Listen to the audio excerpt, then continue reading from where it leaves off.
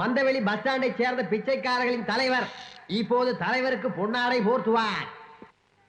என்னையா ஹால்ல யார விடுறதுல யோசிச்சே இல்லையா சார்? ஏதோ உதவி கேட்போர் சங்கம்னு பணத்தை கட்டிட்டு போனாங்க. கடைசியில பார்த்தா பிச்சைக்கார கூட்டமா இருக்கு சார்.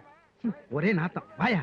மந்தவெளி பஸ் ஸ்டாண்ட் பிச்சைக்கார சங்க தலைவர் அவர்களே, ராயபுரம் மீன் மார்க்கெட்டு பிச்சைக்கார தலைவர் அவர்களே, வண்ணாரப்பேட்டை பூங்கா பிச்சைக்கார தலைவர் அவர்களே, இன்னும் மெட்ராஸில் எவ்வளவோ இடங்களில் இருக்கும் பிச்சைக்கார தலைவர் அவர்களே, பிச்சைக்கார தொண்டர் அவர்களே, உங்கள் அனைவருக்கும் அம்மா தாயே வணக்கம்.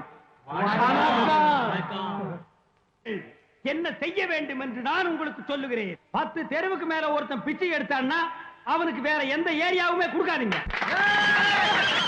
அதே மாதிரி காலம் காலமாக அம்மா தாயே அப்படின்னு கெஞ்சிற பழைய வார்த்தைகளை ஒதுக்கிட்டு இன்று முதல் இந்த நிமிஷம் முதல் மம்மி டாடி என்றுதான் நாம் பிச்சை எடுக்க வேண்டும். எங்கே சொல்லுங்கள்? Mummy daddy.